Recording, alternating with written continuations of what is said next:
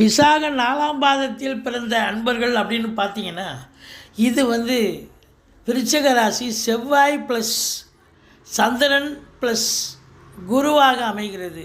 இது 1, 5, 9 அதனுடைய தாத்பரியம் இருக்கிறதால நவாம்ச நிலைகள் இருப்பதால் நீங்கள் எதையும் கடவுளுடைய அனுகிரகத்தால் இந்த ஆண்டு நீங்கள் சாதிக்க போகிறீங்க. நீங்கள் நினைக்கிறதெல்லாம் நடக்க போது. உங்கள் முயற்சி திருவினையாக்கும்.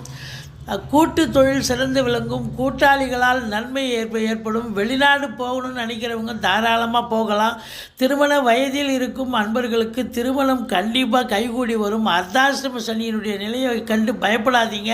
பூர்வீகத்தில் ஏதா பிரச்சனை வரலாம், ஆனாலும் நீங்கள் எதை தொட்டாலும் சக்ஸஸ்.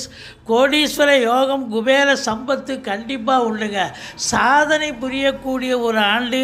கணவன் மனைவி உறுதுணையாக இருப்பீங்க. ஒருத்தருக்கு ஒருத்தர் அன்னோன்யமாக இருப்பீங்க. பிள்ளைகளுக்கு